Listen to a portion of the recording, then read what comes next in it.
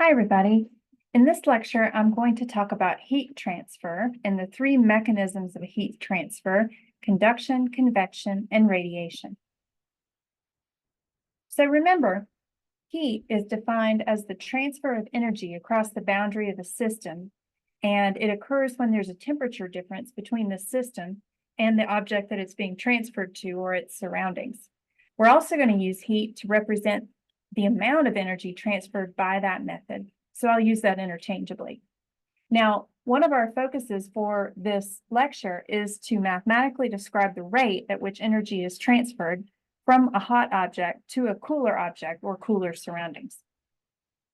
There's various mechanisms responsible for this energy transfer. The three ones discussed are conduction, convection, and radiation. So I'm going to take them one at a time. Let's do conduction first. So first of all, for conduction to occur between two objects, they have to be in physical contact, direct contact with each other. Convection is when heat's transferred via medium like air or water, and radiation is the transfer of heat via electromagnetic waves. So in radiation, you're not going to have any medium or physical contact, okay? Now, this is a little beyond the scope of the class, but I think it's fun, so I'm going to throw it in. Heat is energy. And when that energy is transmitted, it's transmitted by one of four nanoscale things. And those four things are atoms, electrons, photons, and phonons. In reality, all heat is nanoscale heat. So let's take a look microscopically at what's going on, or I guess nanoscopically really, at what's going on with conduction. So first, what happens in a solid? Let's say that you take your pot and you put your pot on an electric eye burner and you're putting two metals in contact with one another. What's going on there? Okay, so let's think of solids as little balls, right? And those are the atoms, and they're connected to each other by little springs, which we think of as the bonds. Now you can imagine heat energy as the vibration of that atom, and when it vibrates, the spring wiggles back and forth. Well, since the atoms are connected to each other, to their neighbors by these springs, by these bonds, when you wiggle one atom, it's connected to the spring, and the spring starts to wiggle, and then it wiggles the next atom, and so on and so forth. So as you start from a source of energy at one point, the wiggles spread all throughout the material until the heat is transferred, okay? So it's very important to recognize that heat energy is motion of things on a tiny, tiny scale. And you can't see this motion with your naked eye, okay? Sometimes you can see the effects of it or feel the effects of it, though. Now, these vibrational energy waves, this wiggle that starts here in the upper left corner and moves kind of down into the right through this solid, that wiggle, that's called a phonon, okay? So when you have one wiggle of an atomic lattice that passes through, the single wiggle is a phonon. And of course, if you have a lot of heat energy, you have a lot of phonons. In insulating solids, this is the primary carrier of heat. But if you have a solid like a metal, for example, then remember that in our model of a metal, what we have is these ionic cores, okay, these ionic cores and these electrons that roam freely throughout the whole metal. So these are called the conduction electrons, and they're shared. So if you can kind of imagine this metal pot and the electrons from each one of from the atoms in the pot, there's 1 to 3 electrons that are contributed that roam around the whole pot, sort of, okay? So you can think of these as free electrons. Well, in a metal, the conduction electrons can also transmit heat. If you imagine it here, we show this bar where there's a hot side and then a lower temperature side on the far right, going red to blue here. So the heat enters and things start wiggling, and that makes the electrons on the left-hand side that are free move faster and faster and faster. Now, these things have a speed at absolute zero, close to the Fermi speed, which is about 10 to the 6 meters per second, right? So that's really fast compared to how fast you can send that wiggle, that phonon wiggle through a lattice.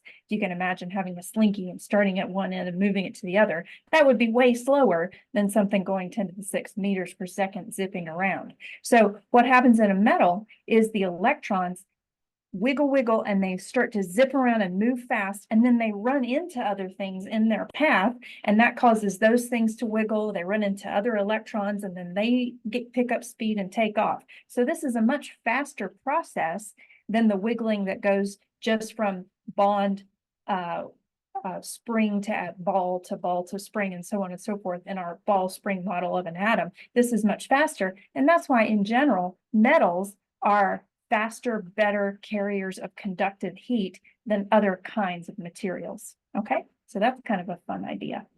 Now, to characterize these differences in the rate of energy transfer for conduction for different kinds of materials, like insulators versus conductors, what you can do is put numbers to it, how good of a conductor is. So in general, metals, like we talked about, are good thermal conductors because they contain a large number of electrons that are relatively free to move through the metal at relatively high speeds. So they can transport energy quickly from one region to another. But poor conductors, poor solid conductors of heat, include things like asbestos, paper, and also gases. And so they use only the wiggling. They use only phonons, so they travel slower, okay? But conduction can always occur as long as there's a difference in temperature between two parts of a conducting medium. So how do we put numbers to it for how fast this occurs? Well, we're going to use the conduction equation for it, okay? So let's imagine that you have a slab and you've got a hot side to the slab and a cold side to the slab. You might think of this like the wall of your house, for example, which might get really cold outside in the winter, so it would be on the right here. And then on the inside, you're nice and toasty inside your house. So you have that temperature gradient there, okay? So this slab is allowing the transmission of energy from one side to another. The rate of energy transfer is Q over T, where Q is the heat and little t here, lowercase t, is the amount of time that it takes for that heat to be transferred from one side to the other. So this Q over T is equal to Ka delta T over delta X, okay? Now I apologize. I know we use the constant lowercase k for pretty much everything, but in this case, it's the thermal conductivity of the material, which is a material property. And I'll show you a table of some values in just a second. A is the cross-sectional area of your slab. It's labeled here as A on the far right side. So for the wall of your house, for example, it might be how long and how tall is the wall. Multiply the length times the height, and there you have it. Okay, so that's the area. And then delta T is the temperature gradient across the slab. So it's the difference in temperature between the hot side and the cold side. And then delta X is the thickness of your slab or wall. Okay, so it's just how thick it is. So Q over T is equal to Ka delta T over delta X. Okay, so here I put all that in words. I do want to mention that Q over T is an energy over a time. And the SI unit of energy divided by time is the watt. So you might hear me say that the power or the rate of energy transfer is a power is in watts, okay? As long as you use SI units for everything else, which you definitely should do, putting Q in joules and T in seconds, okay? Now, this delta T over delta X, I'll sometimes use the term temperature gradient of the material. It's just how does the temperature change over the thickness of the slab, okay? And for a rod, for example, or the width of a wall, you would take the hot temperature minus the cold temperature and divide by the length. So that's how you'd get your temperature gradient. Let's do an example problem that I pulled from a different book. So this is a copper wire that's 3 micrometers in diameter and 300 micrometers long. And it has a temperature at one end of 35 degrees Celsius and has a temperature of 32 degrees Celsius at the other. So we're going to calculate the rate of heat flow through the wire in watts. And for copper, the constant K, the thermal conductivity, and I'll show you a table of values in just a second, is 400 watts per meters per kelvins. Okay, so let's do this problem together. The power is Ka delta T over delta X. Okay, so we're finding that power. So we're multiplying K, which is the constant given to us, 400 watts per Kelvin meter.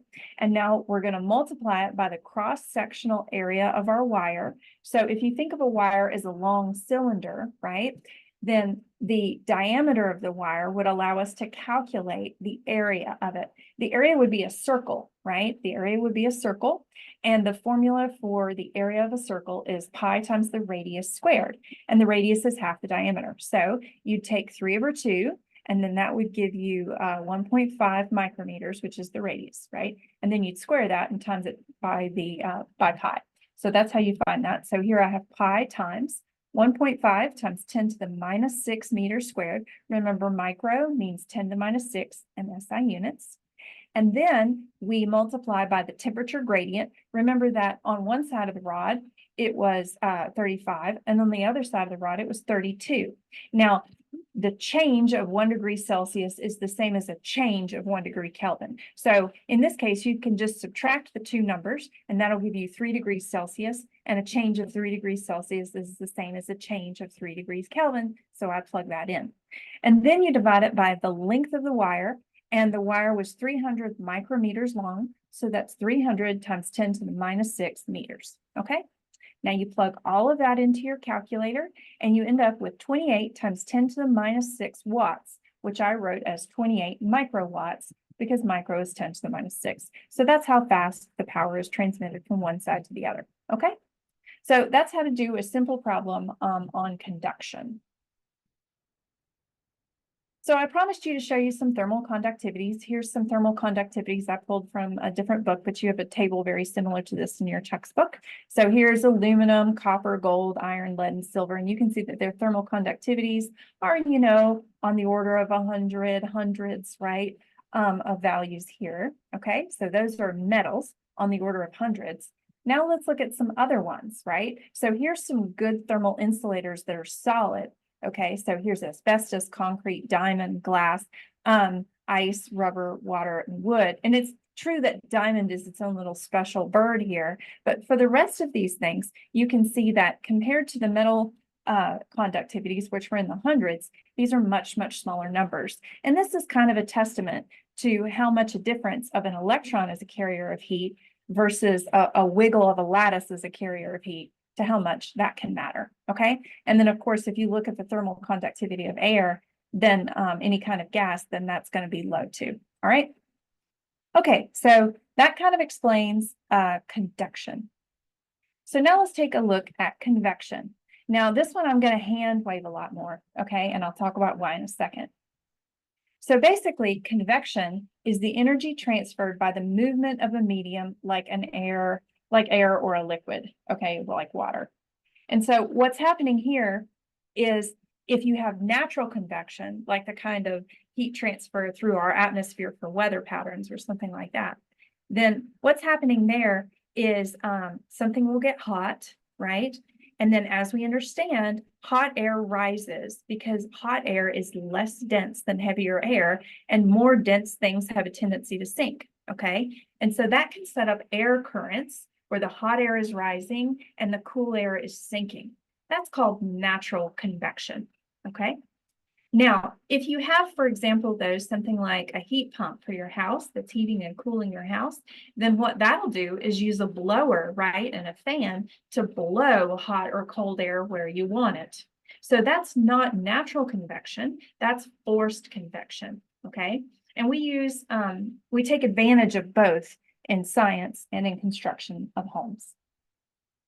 So, for example, a natural convection way of heating would be, for example, to put a radiator in the corner of a room, okay? If you put a radiator in the corner of the room, it's really hot right next to it. That heats up the air next to the radiator, right? That heats up the air next to the radiator, and then that hot air will rise towards your ceiling, okay? And that sets up a circulation of air within the room, even if it's slight and you don't necessarily feel it, right? And then that causes the room as a whole, the air in the room as a whole, to heat up, okay? So that's one way that scientists take advantage of natural convection is, radiators and things like that as heat sources. Now, you can also use forced convection. If you had a heat pump, then you'd have these vent fans in your house, and it would blow the hot air on you, okay? And that would force the air to mix. So that's a different way of heating. Now, I will say that this is about as far as we're going to go with convection, because it's really hard to model. You have to understand fluid dynamics in order to truly talk about convection. And the equations that govern it, for the most part, are beyond the scope of an algebra-based physics class. So I'm going to leave it there. But just understand that convection is heating caused by the movement of a medium like air or like a liquid. Okay, so now let's talk about radiation, the final one. So remember, for conduction, you had to have physical contact between the objects. For convection, you had to have a medium which would transmit the heat right around. And then finally, for radiation, you don't need any physical contact at all. So let's talk about that mechanism and what's going on there. Okay, let's first talk about black body radiation. Now, we understand, if you've ever watched movies, Predator, or played around with night vision goggles or anything like that, then you probably understand that what you're looking at with a lot of those heat vision goggles or night vision goggles, some of which are heat vision, is that you're looking at the radiation emitted from the object that's solely due to its temperature. So we understand and we know experimentally that an object at any temperature is going to emit thermal radiation. The characteristics of that radiation, how intense it is, and what the wavelength of it is, depend upon the temperature and the surface properties of the object. Now, we have measured, as scientists, the scientific community has measured the spectrum of the radiation that comes off of an object due to its temperature. And we have seen, and I'll show you examples of these curves in a second, that it's a continuous distribution of wavelengths, okay? So all the colors of light from all portions of the electromagnetic spectrum. However, the curve, the shape of the continuous curve is very specific, I guess, for this kind of radiation, which is black body radiation, and not all the wavelengths are equally intense. So I'll show you that in just a second. So here's some examples of some black body radiation curves. On this, I'm plotting the intensity of the light versus the wavelength for objects of different temperature. So one that's really hot at 4,000 Kelvin, still pretty hot at 3,000 Kelvin, and then here's 2,000 Kelvin. So you can see that the hotter something is, the more intense the light coming off of it. And also where the peak is shifts a little bit, but you can also see it's a continuous curve, right? So it starts up here, decays off, going towards longer wavelengths. So these are characteristic shapes of black body radiation curves.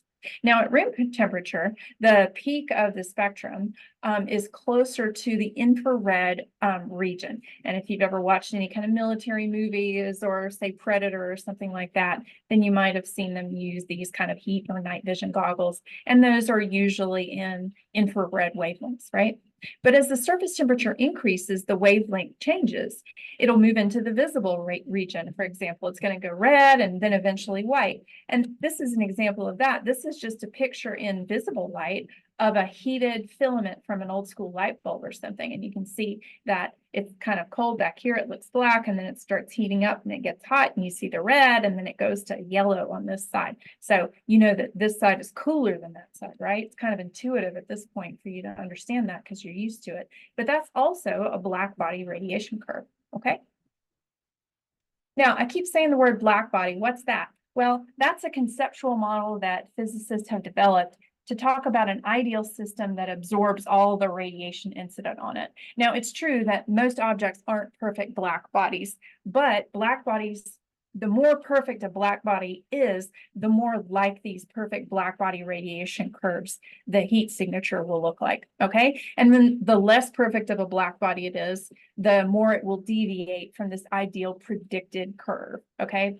Most objects are pretty decent black bodies, okay? So these curves are gonna look like it. But if you had to figure out what the opposite of a black body would be, then I kind of think of this disco ball, right? A reflecting spherical mirror. And of course, a disco ball isn't a perfect reflector, but you get my point. The black body is something that absorbs all that radiation, and the opposite of a black body would be a perfect reflector. And then I've already been talking about the black body radiation curves. So black bodies emit black body radiation curves. Okay. So now that we understand that objects emit radiation based upon their temperature, then we can start to understand why radiation doesn't require physical contact, okay? What's happening is the objects radiate energy continuously in the form of these electromagnetic waves or light due to the thermal vibrations of their molecules, and that's black body radiation. Okay, that's black body radiation. So the mechanism for heat transfer via radiation is light, and of course, a single particle of light is called a photon. Okay, so with convection, we saw that the mechanism for the heat travel was the atoms or molecules themselves moving around, right? For conduction, we saw that the mechanism of heat transfer was the electrons wiggling around or the wiggling of the lattice itself as it moves through. So that's a phonon or an electron as a mechanism of heat transfer. So now we're into light as the mechanism. So what are the numbers and how do we characterize the amount of radiation per unit time that a black body radiator emits? Well, this was described by an equation that's known as Stefan's law. So in this one, the power or the rate of energy transfer, which is the heat transferred Q divided by the time little t, is equal to sigma A E T to the fourth. Now let me describe each one of these variables in this equation. Sigma is a constant, okay? The value of sigma is 5.67 times 10 to the minus 8 watts per meter squared Kelvin to the fourth. Okay, you might be thinking, where does that come from? And for now, I just want you to accept that it's a fudge factor. Okay, it does come from somewhere fundamental. And if you want to know more about it, you can take a thermodynamics course. Okay, but for now, accept it as a constant that governs the rate of energy transfer. A is the surface area of the object. It makes more sense to me that the larger the area of the object that it's emitting, the faster it will radiate that heat away, right? I mean, that makes sense. E is a constant that's called the emissivity, okay? And it's a measure of how good of a black body something is, okay? So if it's a perfect black body, then E is 1. So for example, you can imagine a black tar road on a hot day. That's pretty close to 1, right? Whereas if you looked at my disco ball, it would be a number that was closer to 0. This is a dimensionless number that just describes how good of a black body it is that goes from 0 to 1. And T is the temperature of the object. Now, it's really important when you plug into this equation that you convert the temperature to kelvins when you plug it in. Otherwise, it's going to mess up all the units. You might notice that here in our fudge factor constant, we have watts per meter squared Kelvin to the fourth, right? So if you don't plug the temperature in kelvins, you're going to be screwing up your problem. Okay, now that is if the temperature, this equation, sigma A E T to the fourth, is if the temperature of the object is way larger than the temperature of its surroundings, okay? If the object is surrounded by surroundings that are not that terribly different from the temperature of the object, like me sitting in this room, for example, then the rate at which the power is transferred is going to change a little bit. So then the net power transferred is going to be sigma AE times T to the fourth minus T naught to the fourth, where T naught is the temperature of the surroundings. I mean, it does make sense that if you're sitting in a room that is exactly the temperature of your skin, that you're not going to be transferring a lot of energy via radiation to the room, right? I mean, that just makes sense to me. So it's dependent, though, on this temperature raised to the fourth power difference between the object and the surroundings, okay? And when an object is in equilibrium with its surroundings, when they're at T is equal to T naught, they're going to radiate and absorb energy to each other at the same rate. And so the temperature doesn't change. I hope that makes sense. But the problem that we're going to do next doesn't have that problem, okay? We're going to compare the sun to the surroundings of the sun, which is, of course, space. So here we go. The surface of the sun has a temperature of about 5,800 Kelvin. The radius of the sun is 6.96 times 10 to the 8th meters. So using that two pieces of information, calculate the total energy radiated by the sun each second, assuming that the sun is a pretty good black body with an emissivity of 0.986, which is really close to 1, okay? So let's do this. Remember that power is equal to sigma AE T to the fourth, right? Sigma is 5.67 times 10 to the minus 8 watts per meter squared Kelvin to the fourth. And now we have to figure out A, E, and T to the fourth for the sun. Okay, well, the sun is a sphere, right? The surface area of a sphere is 4 pi r squared. So we plug in 4 pi times the radius of the sun, which is 6.96 times 10 to the 8th meters, and then we square that. And then we multiply times the emissivity, which is 0.986.